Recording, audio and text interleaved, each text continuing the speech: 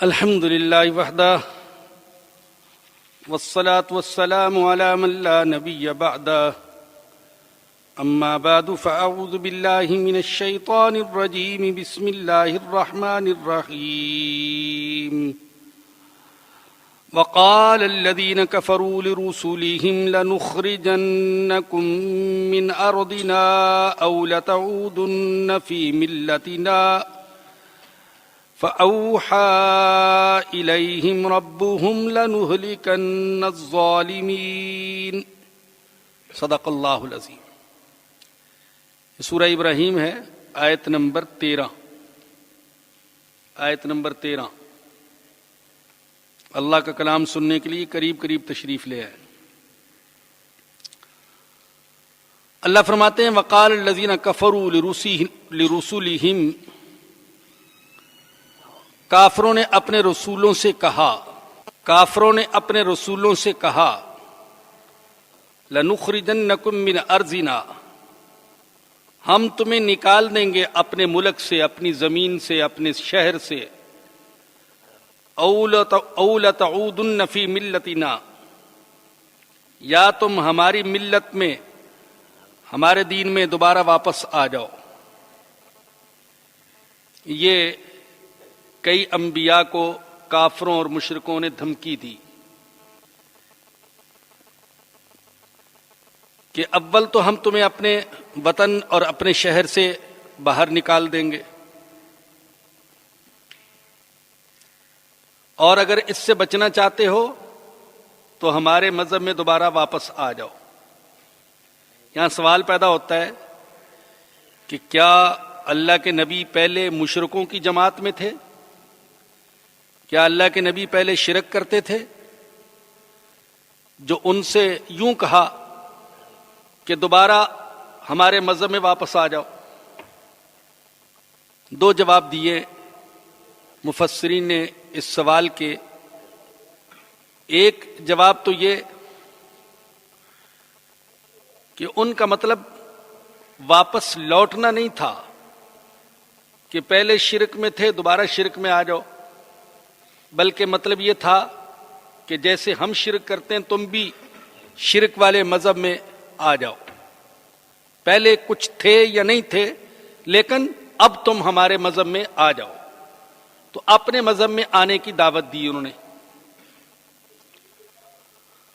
اور دوسرا جواب یہ ہے کہ نبوت ملنے سے پہلے چونکہ انبیاء کرام علیہم السلام نے خاموشی اختیار فرمائی،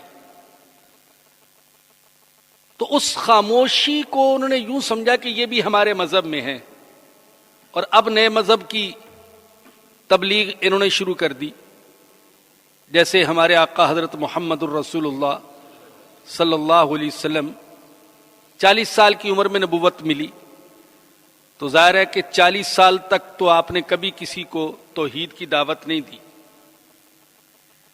ان کے شرک سے نفرت کرتے تھے آپ، لیکن شرک کی زبانی طور پر تردید نہیں فرمائی اور توحید کی دعوت نہیں دی، بلکہ دل ہی دل میں کڑتے رہے ان کے اس کفر و شرک پر۔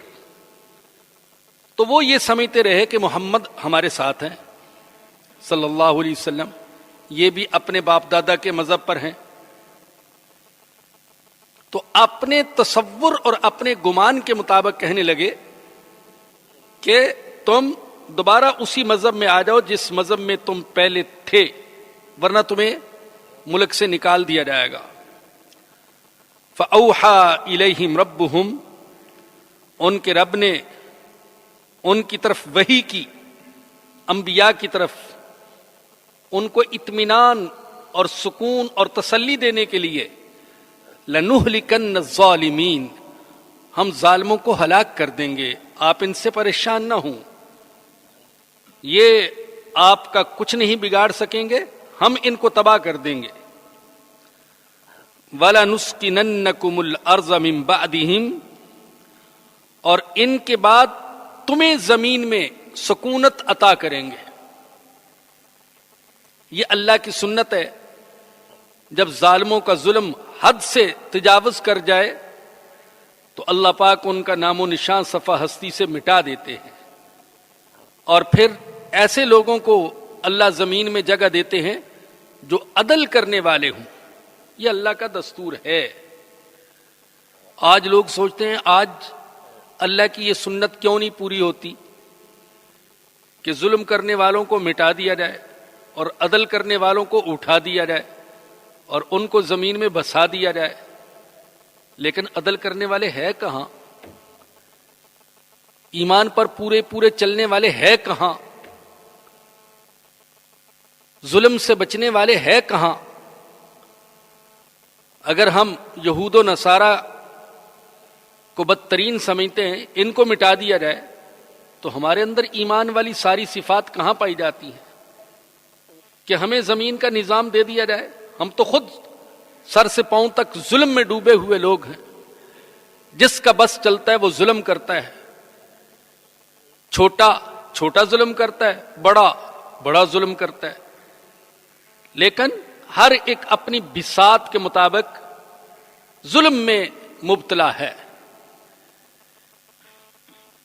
تو اللہ فرماتے ہیں کہ اے ایمان والو، ان کی دھمکیوں سے پریشان نہ ہو، ہم تمہیں زمین میں ٹھکانہ دے دیں گے اور ان کو ہلاک کر دیں گے.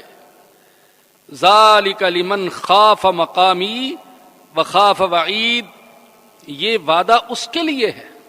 اللہ اکبر. زمین میں عزت دینے کا وعدہ، زمین میں غلبہ دینے کا وعدہ، یہ کس کے لیے؟ یہ اس کے لیے جو قیامت کے دن میرے سامنے کھڑا ہونے سے ڈرتا ہے اور میری وعید سے ڈرتا ہے.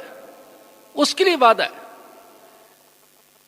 ان کے لیے وعدہ نہیں ہے جو صرف زبان سے باتیں کرتے ہیں، عمل سے کچھ نہیں. باتیں ہی باتیں، عمل سے کچھ نہیں. جو وہ حدیث جو چند دن پہلے ہمارے درس حدیث میں گزری اور میں نے پھر دوبارہ بھی سنائی، بڑی پیاری حدیث ہے. ہر حدیث ہی پیاری. آقا نے فرمایا کہ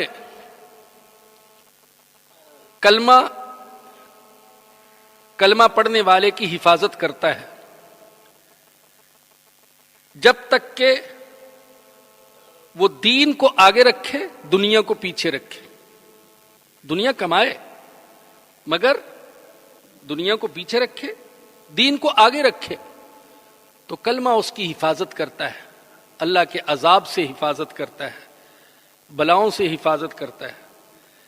لیکن اگر بندہ دین کو پیچھے کر دے اور دنیا کو آگے کر دے تو پھر جب وہ کہتا ہے لا الہ الا اللہ تو اللہ کہتا ہے تم جھوٹ بولتے ہو. اللہ کہتا ہے تم جھوٹ بولتے ہو. زبان سے کہہ رہے ہو لا الہ الا اللہ اور عمل کیا ہے کہ دین پیچھے دنیا آگے. اگر دنیا کی خاطر دین قربان کرنا پڑے تو مسلمان تیار، لیکن دین کی خاطر دنیا قربان کرنی پڑے تو تیار نہیں ہے. تو اس کو کہا جاتا ہے تم جھوٹ بولتے ہو، زبان سے کہتے ہو لیکن تمہارا عمل اس کی گواہی نہیں دیتا کہ واقعی تم لا الہ الا اللہ پر سچا ایمان رکھتے ہو. وَاسْتَفْتَحُوا، اور انہوں نے 2 ٹوک فیصلے کی دعا مانگی. 2 ٹوک فیصلے کی دعا مانگی. کس نے دعا مانگی؟ 2 قول ہیں اور دونوں ہی صحیح ہیں. ایک یہ کہ انبیاء نے دعا مانگی، اے اللہ تو ہمارے درمیان اور ہماری اس کافر اور مشرک اور جٹلانے والی قوم کے درمیان 2 ٹوک فیصلہ فرما دے. جیسا کہ سورہ اعراف میں ہے، حضرت شعیب علیہ السلام نے دعا مانگی ربنا افتح بیننا وبین قومنا بالحق فانت خیر الفاتحین. اے ہمارے رب تو ہمارے درمیان اور ہماری قوم کے درمیان سچا فیصلہ کر دے اور سب سے بہتر فیصلہ کرنے والا تو ہی ہے. اے اللہ کوئی ایسا معجزہ، کوئی ایسا واقعہ، کوئی ایسی نشانی ظاہر فرما دے جس سے پتہ چل جائے کہ سچا کون ہے اور جھوٹا کون ہے. اسی طریقے سے حضرت نوح علیہ السلام کے بارے میں آتا ہے انہوں نے اللہ سے دعا کی، ربی ان قومی کذبونی فافتح بینی و بینہم، میرے اللہ میری قوم نے مجھے جھوٹا قرار دیا ہے، یہ مجھے کہتے ہیں تو جھوٹا ہے، معاذ اللہ، تو اب اے اللہ تو میرے درمیان اور ان کے درمیان فیصلہ فرما دے جس سے ثابت ہو جائے کہ سچا کون ہے اور جھوٹا کون ہے۔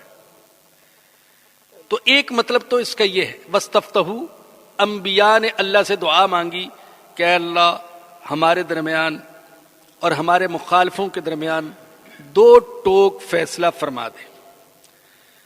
دوسرا مطلب یہ کہ قوم نے دعا مانگی، جو نبیوں کے مخالف تھے وہ بھی دعائیں کرتے تھے، اللہ سے دعائیں کرتے تھے۔ یاد رکھیں کہ ایسے لوگ دنیا میں بہت کم ہوئے ہیں جو اللہ کا انکار کرتے ہوں۔ ہمیشہ دنیا میں اکثریت ایسے لوگوں کی رہی جو اللہ کا اقرار کرتے تھے، ہاں شرک بھی کرتے تھے، آج بھی ایسے ہے، اللہ کا انکار کرنے والے بہت کم ہیں، لیکن اقرار بھی کریں اور شرک بھی کریں ایسے لوگ زیادہ ہیں۔ تو جیسے اللہ کے نبی دعا کرتے تھے تو ان کے مخالف بھی دعا کرتے تھے، چنانچہ کہتے تھے ربنا عجل لنا قطنا قبل یوم الحساب، اے اللہ قیامت سے پہلے ہی اگر ہم جھوٹے ہیں تو کچھ عذاب تو ہم پر نازل کر دے، جلدی نازل کر دے۔ اور سورہ انفال میں ہے، وہ کہتے تھے، حضور کے مخالف کہتے تھے اللہم ان کان ھذا ھو الحق من عندک فامطر علینا حجارۃ من السماء او ائتنا بعذاب علیم، اے اللہ یہ محمد صلی اللہ علیہ وسلم جو کچھ کہتے ہیں اگر یہ حق ہے تیری طرف سے تو ہم پر آسمان سے پتھروں کی بارش برسا یا دردناک عذاب لیا۔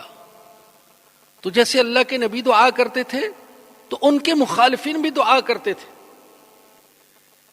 جب جنگ بدر ہوئی ہے تو آپ کو پتہ ہے حضور اقدس صلی اللہ علیہ وسلم تو میدان بدر میں ساری رات رو رو کر دعا کرتے رہے۔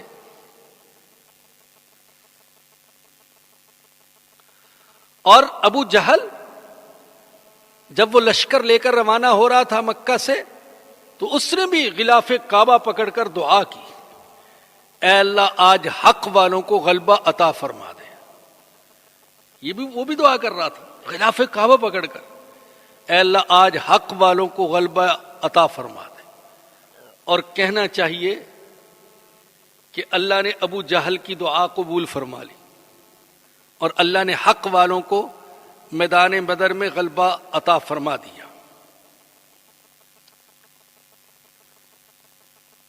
تو فرمایا کہ وَاسْتَفْتَحُوا، انہوں نے دو ٹوک فیصلے کی دعا مانگی، وَخَابَ كُلُّ جَبَّارٍ عَنِيدٍ، جب اللہ نے فیصلہ فرما دیا تو ہر سرکش اور ضدی ذلیل اور رسوا ہو کر رہا۔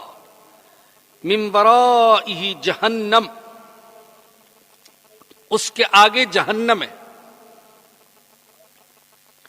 وَيُسْقَى مِن مَّاءٍ صَدِيدٍ،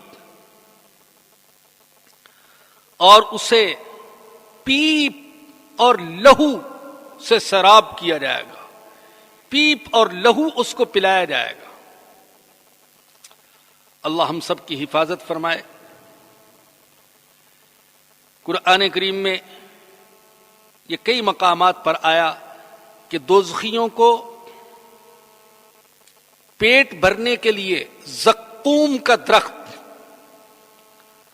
اور پینے کے لیے خون اور پیپ یہ دی جائے گی۔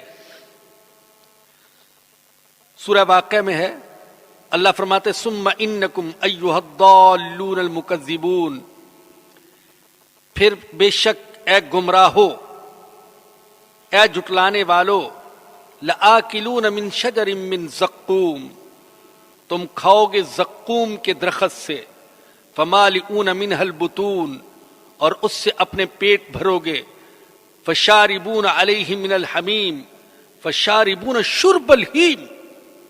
اللہ اکبر۔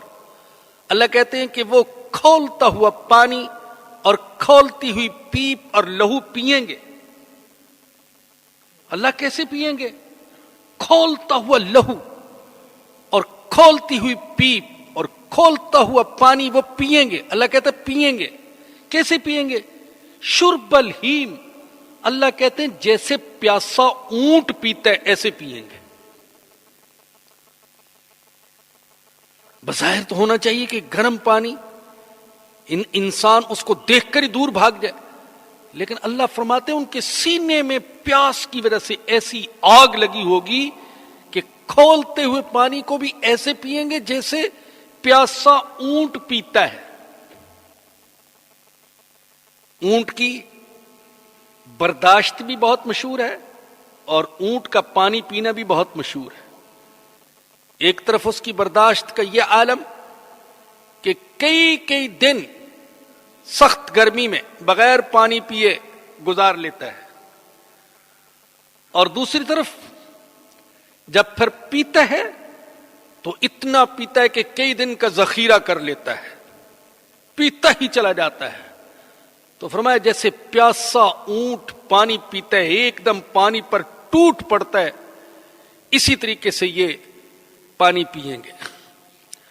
وہ پیپ پئیں گے اور لہو اور کھولتا ہوا پانی وہ پئیں گے، جبکہ اس پانی کا حال یہ ہوگا اور اس کھولتی ہوئی پیپ کا حال یہ ہوگا کہ حضور اقدس صلی اللہ علیہ وسلم نے فرمایا لو ان قطرۃ من الزقوم قطرت فی الدنیا قطرت فی دار الدنیا لافسدت علی اہل الدنیا معاشہم۔ آقا فرماتے ہیں کہ اگر اس کھولتے ہوئے پیپ اور خون کا ایک قطرہ اس دنیا میں گرا دیا جائے تو اس دنیا میں رہنے والوں کی زندگی محال ہو جائے، کوئی زندہ نہ رہ سکے اگر ایک قطرہ اس دنیا میں گرا دیا جائے تو۔ ہاں وَيُسْقَى مِن مَّاءٍ صَدِيدٍ، اور پلائے جائیں گے پیپ اور لہو، یتجرعہ، گھونٹ گھونٹ کر کے پینے کی کوشش کرے گا، گھونٹ گھونٹ۔ آپ سوچیں گے کہ ابھی تو آیا کہ وہ ایسے پئیں گے جیسے پیاسا اونٹ پیتا ہے، اور ابھی یہ فرمایا جا رہا ہے کہ گھونٹ گھونٹ پئیں گے۔ دو باتیں یاد رکھیں، ایک بات تو یہ کہ پینے والے مختلف، کچھ تو وہ ہوں گے جو گھونٹ گھونٹ پئیں گے اور کچھ وہ ہوں گے ایک دم سارا پینے کی کوشش کریں گے، اور دوسری بات یہ کہ قیامت کے مراحل بھی مختلف ہیں۔ ہو سکتا ہے کسی ایک مرحلے میں وہ گھونٹ گھونٹ پیئیں اور کسی دوسرے مرحلے میں جبکہ پیاس زیادہ شدید ہو جائے وہ پیاسے اونٹ کی طرح پئیں۔ وَلَا يَكَادُ يُسِيغُهُ، اور اس کو حلق سے نیچے نہیں اتار سکے گا۔ وَيَأْتِيهِ الْمَوْتُ مِنْ كُلِّ مَكَانٍ، اور اسے ہر طرف سے موت نظر آ رہی ہوگی، دائیں موت، بائیں موت، آگے موت، پیچھے موت، اوپر نیچے، ہر طرف موت نظر آ رہی ہوگی۔ وما هو بمیت، لیکن وہ مر نہیں سکے گا۔ ومن ورائہ عذاب غلیظ، بلکہ اس کے بعد اسے مزید سخت عذاب سے دوچار ہونا پڑے گا۔ مثل الذین کفروا بربہم، ان لوگوں کی مثال جو اپنے رب کے ساتھ کفر کرتے ہیں، اعمالہم، ان کے اعمال، کرمادن، وہ ایسے ہوں گے جیسے راکھ کا ڈھیر، اشتدت بہ الریح فی یوم عاصف، جس پر آندھی کے دن تیز ہوا چلے۔ آپ جانتے ہیں کہ مٹی کے اندر تو پھر بھی کچھ انقباض ہوتا ہے، سمٹنا اور کچھ مضبوطی، لیکن راکھ اس کے مقابلے میں بہت ہی کمزور ہوتی ہے، ذرا ہوا چلے تو راکھ اڑنے لگتی ہے۔ تو فرمایا کہ کافروں کے اعمال کی مثال ایسے ہے جیسے راکھ کا ڈھیر کہ جب اس پر تیز ہوا چلے، تیز آندھی چلے تو وہ راکھ فضا میں بکھر جاتی ہے۔ یہی حال کافروں کے اعمال کا ہے۔ اصل میں اعمال کی قبولیت کے لیے دو بنیادی شرطیں ہیں، پہلی شرط ایمان اور دوسری شرط اخلاص۔ ایمان کے بغیر عمل قبول نہیں، تو کافروں اور مشرکوں کے اعمال قبول نہیں ہیں، قیامت میں ان کا کوئی صلہ نہیں ملے گا، دنیا ہی میں اللہ ان کا جو صلہ بنتا ہے ان کو عطا فرما دیں گے۔ اور دوسری نیت اعمال کی قبولیت کی وہ اخلاص ہے، جو کچھ کیا جائے وہ خالص اللہ پاک کی رضا کے لیے کیا جائے۔ لا يقدرون مما كسبوا على شيء، یوں ہی ان لوگوں کو بھی اپنے اعمال میں سے کچھ بھی ہاتھ نہیں آئے گا۔ ذالک هو الضلال البعید، یہ بہت دور کی گمراہی ہے۔ الم تر ان اللہ خلق السماوات والارض بالحق، کیا تم دیکھتے نہیں کہ اللہ نے آسمان و زمین کو پیدا کیا حق کے ساتھ؟ اس کائنات کی کسی چیز میں بھی کوئی چیز کائنات کی ایسی نہیں جو حکمت اور فائدے سے خالی ہو، بلکہ ہر چیز میں کوئی نہ کوئی حکمت اور کوئی نہ کوئی فائدہ پایا جاتا ہے۔ ان یشاء یذہبکم، اگر اللہ چاہے تو تم کو ختم کر دے، ویأتی بخلق جدید، اور ایک نئی مخلوق لے آئے۔ وما ذلک علی اللہ بعزیز، اور یہ اللہ پر مشکل نہیں ہے۔ دو معنی ہو سکتے ہیں اس کے، ایک تو یہ کہ مثال کے طور پر اللہ پاک ہم کو ختم کر دے اور ہماری جگہ کچھ اور لوگوں کو دین کی خدمت کے لیے اور ایمان کی حفاظت کے لیے قبول فرما لے۔ اللہ اس پر قادر ہے۔ آج ہم مسلمان ہیں، اگر ہم اللہ کے دین کی قدر نہ کریں تو اللہ اس پر قادر ہے، اللہ ہندوؤں کو ایمان قبول کرنے کی توفیق دے دیں، اللہ سکھوں کو، یہودیوں کو، عیسائیوں کو، ملحدوں کو، بے دینوں کو اللہ پاک ایمان قبول کرنے کی توفیق دے دے۔ اور ایسا تاریخ میں کئی دفعہ ہوا، جب کسی قوم نے اللہ کے دین کی قدر نہ کی اور شکر نہ ادا کیا، اللہ نے اس کو مٹا دیا اور اللہ اس کی جگہ دوسری قوم کو لے آیا۔ ایسا ہوا، ایک مطلب یہ ہے۔ اور دوسرا مطلب یہ بھی ہو سکتا ہے کہ اللہ اس بات پر قادر ہے کہ اللہ انسانوں کو ختم کر دے اور ایک نئی مخلوق لے آئے۔ اللہ ایسا کر سکتا ہے، کوئی اور مخلوق پیدا کر دے، جیسے جن بھی ایک مخلوق ہیں، فرشتے بھی ایک مخلوق ہیں، تو اللہ اس طرح کوئی اور مخلوق بھی پیدا کر سکتا ہے۔ بعض حضرات تو کہتے ہیں جیسے 7 آسمان ہیں، 7 زمینیں ہیں، اور 7 زمینوں کے لیے الگ الگ مخلوق ہے، تو اللہ کے لیے کوئی مشکل نہیں ہے کہ ایک نئی چیز پیدا کر دے۔ وما ذلک علی اللہ بعزیز، اور یہ اللہ پر کچھ بھی مشکل نہیں۔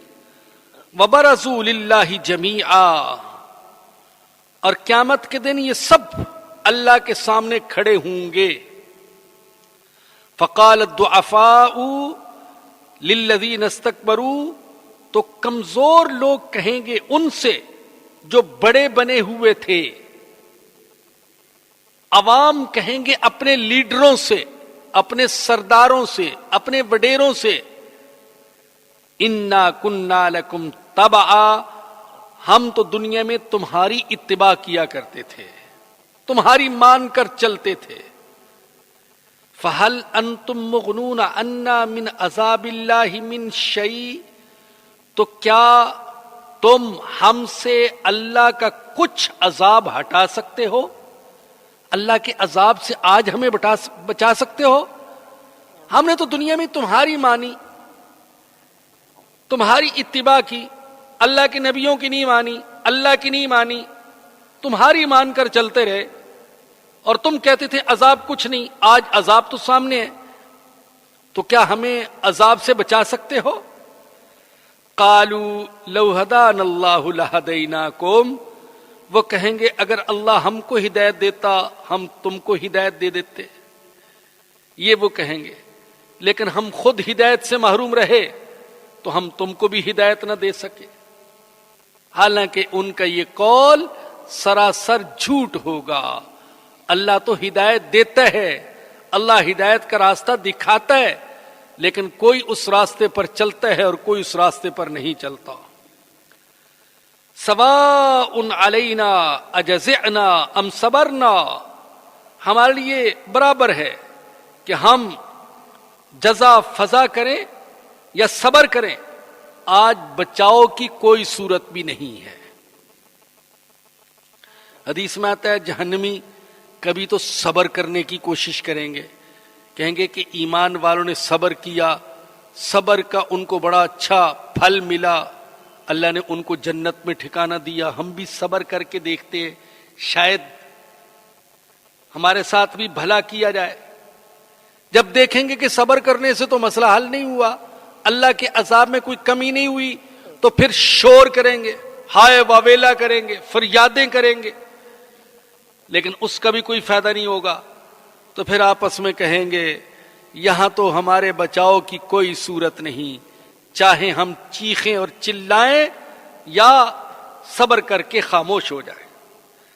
وقال الشیطان لما قضی الامر، اور شیطان کہے گا جب فیصلہ کر دیا جائے گا، جب اللہ فیصلہ کر دیں گے، جنت والوں کے لیے جنت کا فیصلہ، دوزخ والوں کے لیے دوزخ کا فیصلہ، تو شیطان کہے گا دوزخیوں سے خطاب کر کے ان اللہ وعدکم وعد الحق ووعدتکم فاخلفتکم، بے شک اللہ نے تمہارے ساتھ سچا وعدہ کیا تھا اور اس وعدے کو پورا کر دکھایا، اور میں نے بھی وعدے کیے تھے لیکن میں نے تو وعدے کی خلاف ورزی کی ہے۔ صاف کہہ دے گا شیطان اللہ کے وعدے سچے تھے، میرے وعدے جھوٹے، تم نے اللہ کے وعدوں پر یقین نہ کیا، میرے وعدوں پر یقین کیا۔ اللہ سمجھاتا رہا یہ دنیا کچھ بھی نہیں، اصل زندگی تو آخرت کی زندگی ہے، اور اللہ سمجھاتا رہا کہ نیک اعمال کے نتیجے میں کامیابی ملے گی اور برے اعمال کے نتیجے میں ناکامی ملے گی۔ میں یہ سمجھاتا رہا نہیں، اصل زندگی تو یہی دنیا کی زندگی ہے، اور مزے تو گناہوں میں ہیں، اور یہ نیک اعمال تو پابندیاں ہیں، سختیاں ہیں۔ تو میں نے بھی وعدے کیے، اللہ نے بھی وعدے کیے، لیکن اللہ کے وعدے سچے تھے اور میرے وعدے جھوٹے۔ تم نے میرے وعدوں پر اعتماد کیا۔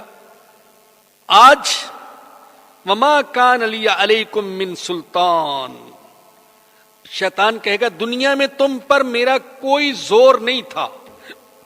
یہ مت کہو کہ ہمیں کیوں گمراہی کے راستے پر چلایا۔ شیطان کہے گا کہ میرا تم پر کوئی زور نہیں تھا، میں نے زبردستی پکڑ کر تم کو کفر اور گناہ کے راستے پر نہیں چلایا۔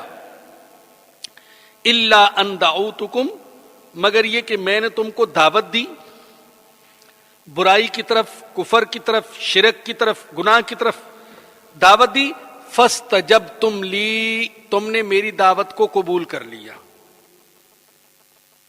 امام رازی رحمت اللہ علیہ فرماتے ہیں کہ شیطان کا کام تو صرف وسوسہ ڈالنا ہے۔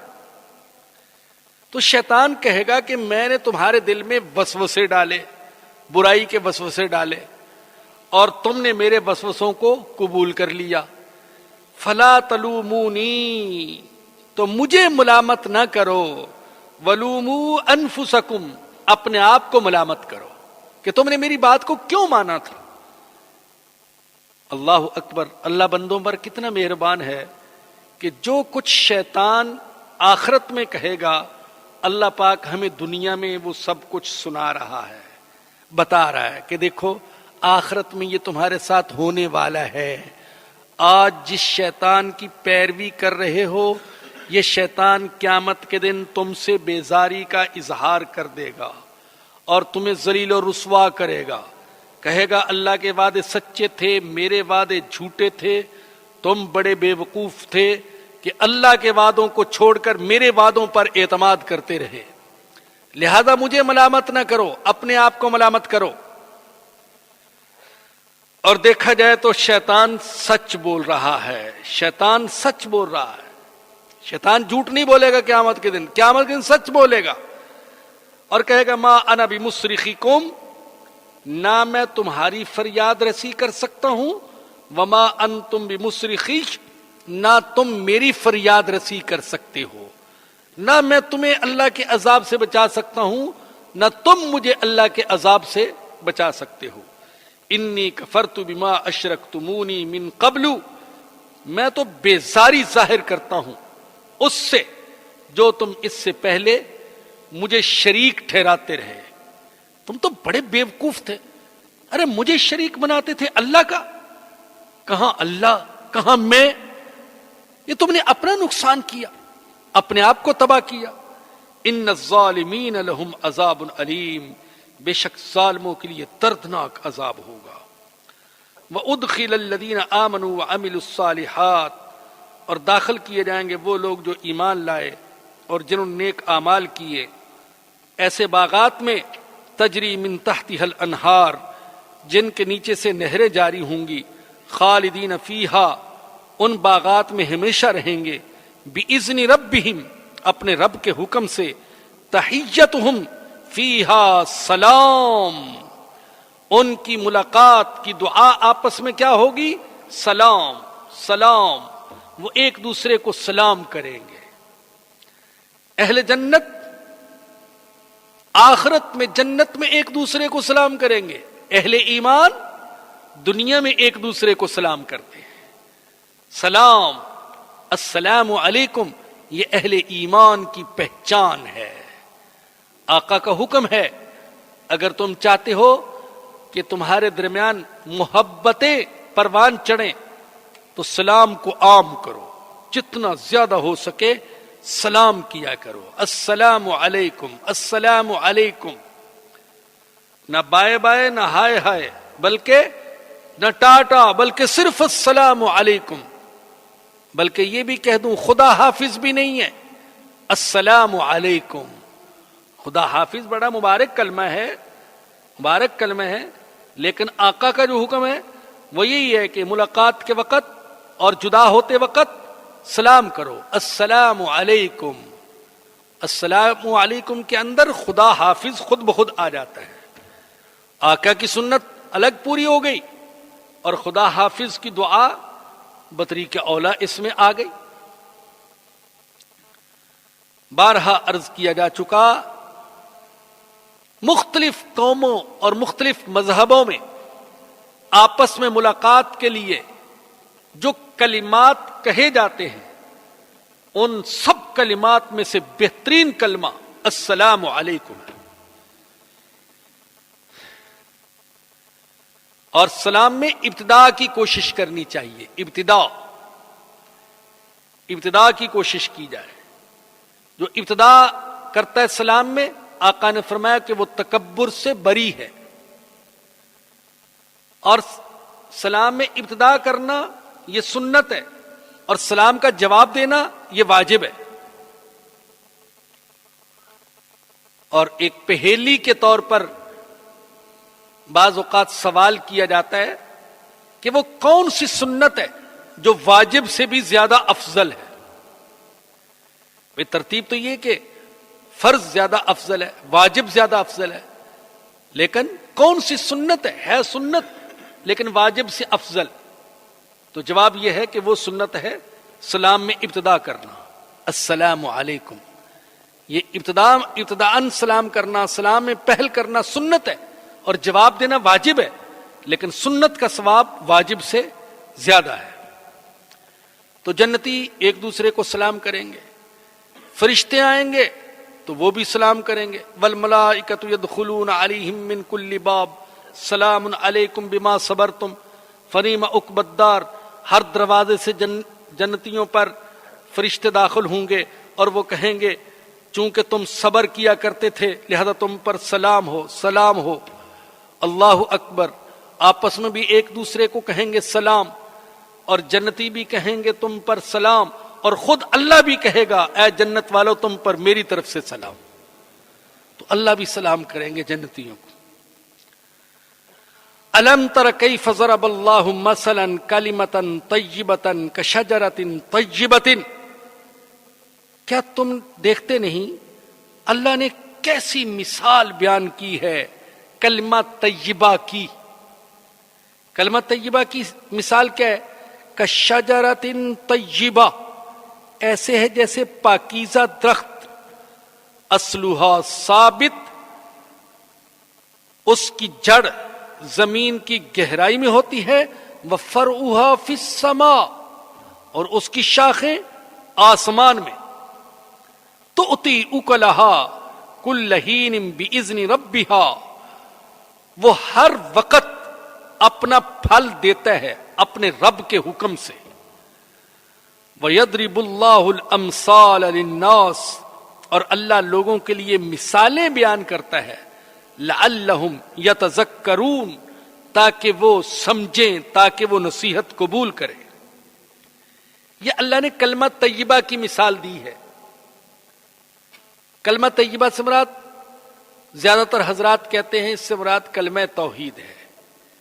اس کی مثال ایسے جیسے پاکیزہ درخت، شجرہ طیبہ، پاکیزہ درخت جس کی جڑ زمین میں، شاخ آسمان میں، اور اپنا پھل ہر وقت دیتا رہتا ہے۔ یہی حال کلمہ توحید کا ہے۔ اس کی جڑ ہے عقائد، اور اس کی شاخیں ہیں اعمال صالحہ، اور اس کا پھل ہے اللہ کی رضا۔ جڑ عقائد ہیں جو کہ دل میں ہوتے ہیں، جو کہ کلمہ طیبہ کو بویا جاتا ہے دل کی زمین میں، اور جب دل میں یہ قرار پکڑ جاتا ہے تو پھر اعمال کی شاخیں لگتی ہیں، اعمال ظاہر ہوتے ہیں، ہاتھوں سے، پیروں سے، آنکھوں سے، زبانوں سے، اور اس کا پھل کیا ملتا ہے؟ اللہ کی رضا کی صورت میں اس کا پھل ملتا ہے۔ بخاری میں ہے کہ حضرت عبداللہ بن عمر رضی اللہ عنہ کہتے ہیں کہ رسول اللہ صلی اللہ علیہ وسلم نے ایک دفعہ سوال کیا، مختلف صحابہ بیٹھے ہوئے تھے، ان میں بزرگ صحابہ بھی تھے۔ آپ نے سوال کیا، بتا سکتے ہو کہ وہ کون سا درخت ہے جو مسلمان کے مشابہ ہے؟ تو حضرت ابن عمر کہتے ہیں میرے دل میں خیال آیا کہ کھجور کا درخت ہے جو مسلمان کے مشابہ ہے، لیکن چونکہ حضرت ابو بکر صدیق، حضرت عمر فاروق اور دوسرے بڑے صحابہ بیٹھے ہوئے تھے، اس لیے میں ادب کی بنا پر خاموش رہا، میں کچھ بولا نہیں۔ پھر حضور اکرم صلی اللہ علیہ وسلم نے خود ہی جواب دے دیا کہ وہ درخت جو مسلمان کے مشابہ ہے وہ کھجور کا درخت ہے۔ تو میں نے اپنے والد کو یعنی حضرت عمر فاروق کو بعد میں بتایا کہ جب حضور نے سوال کیا تھا کہ وہ کون سا درخت ہے تو میرے دل میں آیا تھا کہ وہ کھجور کا درخت ہے، لیکن میں ادب کی بنا پر خاموش رہا۔ تو حضرت عمر فاروق نے فرمایا کہ اگر تم جواب دے دیتے تو مجھے بڑی خوشی ہوتی۔ ظاہر ہے کہ ایک بیٹے کی ذہانت حضور کے سامنے ظاہر ہوتی تو بیٹا میں بڑا خوش ہوتا اگر تم حضور کے اس سوال کا جواب دے دیتے۔ اب دیکھیے کھجور کے ساتھ مشابہت دی حضور نے مسلمان کو۔ ایک تو کھجور کی جڑیں زمین میں اور شاخیں آسمان میں، بہت بلندی پر شاخیں۔ مسلمان بظاہر رہتا زمین پر ہے لیکن اس کی سوچ آسمانی ہوتی ہے، اس کی سوچ بہت بلند ہوتی ہے، اس کی سوچ گھٹیا نہیں ہوتی۔ پھر کھجور کا ہر جز کار آمد ہے، اس کے ہر جز سے فائدہ ہوتا ہے۔ کھجور کا پھل کچا ہو تو بھی مفید، پکا ہو تو بھی مفید، اس کی گٹلی وہ بھی مفید، اس کا تنا چھت ڈالنے کے کام آتا ہے، بلکہ عربوں کی پرانی عمارتیں دیکھیں تو اس میں دیواریں بنانے کے بھی کام آتا ہے۔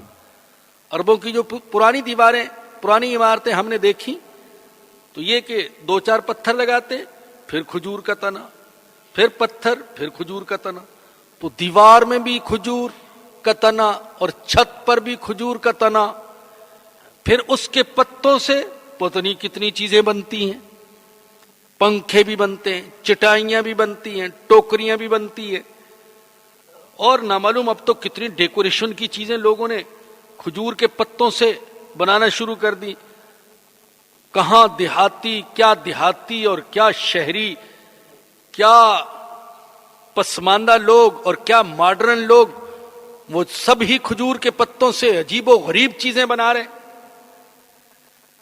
تو پتے بھی اس کے فائدہ دیتے ہیں، تنا بھی فائدہ دیتا ہے، اور پھر یہ واحد درخت ہے کہ اس کے پتے خزاں میں بھی نہیں گرتے۔ دوسرے درختوں کے پتے خزاں میں گر جاتے ہیں، لیکن اس کے پتے نہ بہار میں گرتے ہیں نہ خزاں میں گرتے ہیں، ہر وقت قائم رہتے ہیں، اور پھل وہ پورا سال چلتا ہے۔ باقی پھل بہت کم ہے جو پورا سال چلتے ہوں۔ آم ہے، موسم کا پھل ہے، مالٹ ہے، موسم کا پھل ہے، امرود ہے، موسم کا پھل ہے، لیکن کھجور یہ سارے سال کا پھل ہے، سارا سال وہ کام آتا ہے۔ اس کی گٹھلی عرب لوگ اپنے جانوروں کو چارے کے طور پر ڈالتے تھے، اور آج تو گٹھلی سے بھی تسبیح بننا شروع ہو گئی، تو کئی چیزیں ان سے بنتی ہیں، اور گٹھلیوں پر لوگ آیت کریمہ کا ختم بھی کرتے ہیں۔ تو کوئی جز بھی کھجور ایسا نہیں جو کہ بے فائدہ ہو، کار آمد ہے ہر جز اس کا۔ تو مسلمان کو بھی ایسا ہونا چاہیے۔ اللہ اکبر! صحیح مسلمان تو وہ ہے جس کی زندگی کا ایک ایک جز فائدہ دے اور ہر وقت فائدہ دے۔ اور وہ جو اقبال نے کہا، بہار ہو کے خزاں لا الہ الا اللہ، تو یہ اس نے کہا یہ نغمہ جو ہے یہ توحید کا نغمہ، یہ کسی موسم کا پابند نہیں ہے، بلکہ بہار ہو کے خزاں لا الہ الا اللہ۔ تو یہی حال مسلمان کا کہ ہر حال میں بہار ہو کہ خزاں ہو، غریبی ہو کہ امیری ہو، بیماری ہو کہ صحت ہو، فتح ہو یا شکست ہو، کچھ بھی ہو، اس کا کلمہ یہی ہے لا الہ الا اللہ۔ تو ہر وقت اور ہر موسم میں، ہر حالت میں، ہر کیفیت میں لا الہ الا اللہ۔ تو یہ اللہ نے فرمایا کہ کلمہ طیبہ کی مثال ایسے جیسے کہ پاکیزہ درخت، اور کلمہ خبیثہ کی مثال، کلمہ خبیثہ سے مراد یہ جو ہنزل کا درخت ہوتا ہے، ایلوے کا، کلمہ خبیثہ کی مثال جیسے خراب درخت، اجتثت من فوق الارض، جس کو زمین کے اوپر سے اکھاڑ لیا جائے، ما لہا من قرار، اس کے لیے کچھ بھی جماؤ نہیں ہے۔ ایک تو وہ پودا ایسا کہ نہ رنگ، نہ بو، نہ ذائقہ، نہ پھل، نہ سایہ، کوئی فائدہ ہی نہیں، اور جڑ بھی کھوکھلی اس کی کہ ذرا ٹھوکر لگے تو اکھڑ جاتا ہے، تیز ہوا چلے تو اکھڑ جاتا ہے۔ تو جڑ میں جماؤ نہیں، شاخوں میں پھیلاؤ نہیں، اور اس کا کوئی ایسا پھل نہیں جو کہ انسان کے لیے مفید ہو۔ تو فرمایا کہ اسی طریقے سے کلمہ خبیثہ ہے، نہ اس کی جڑ، نہ اس کی کوئی شاخیں، اور نہ اس کا کوئی پھل۔ یثبت اللہ الذین آمنوا بالقول الثابت اللہ ایمان والوں کو قول محکم یعنی کلمہ طیبہ کی برکت سے ثابت قدم رکھے گا، دنیا کی زندگی میں بھی اور آخرت کی زندگی میں بھی اللہ ثابت قدم رکھتا ہے۔ وَيُذِلُّ اللَّهُ الظَّالِمِينَ، اور اللہ ظالموں کو کلمہ خبیثہ کی نحوست سے گمراہ کر دے گا۔ وَيَفْعَلُ اللَّهُ مَا يَشَاءُ، اور اللہ کرتا ہے جو چاہتا ہے۔ اللہ ایمان والوں کو کلمہ طیبہ کی برکت سے دنیا کی زندگی میں بھی ثابت قدم رکھے گا اور آخرت میں بھی۔ دنیا میں تو ثابت قدم رہتا ہے کلمہ کی برکت سے ایمان پر، اعمال صالحہ پر، دین پر، اور آخرت میں ثابت قدم کیسے رہے گا؟ حدیث سے ثابت یہ بات ثابت ہوتی ہے کہ اللہ کلمہ طیبہ کی برکت سے مسلمان کو قبر کے اندر سرخ روئی عطا فرمائے گا، ثابت قدمی، وہاں بھی گھبرائے گا نہیں، نہ تنہائی سے، نہ وحشت سے، نہ منکر نکیر کے سوال سے۔ چنانچہ حدیث میں آتا ہے رسول اللہ صلی اللہ علیہ وسلم نے فرمایا المسلم اذا سئل فی القبر، مسلمان سے جب قبر میں سوال کیا جائے گا تو وہاں پر بھی، قبر کے اندر بھی وہ گواہی دے گا، کیا؟ لا الہ الا اللہ وان محمد الرسول اللہ۔ حضور نے فرمایا یہ ہے اس کا مطلب، یثبت اللہ الذین آمنوا بالقول الثابت، اللہ ایمان والوں کو کلمہ طیبہ کی برکت سے ثابت قدمی عطا فرمائے گا۔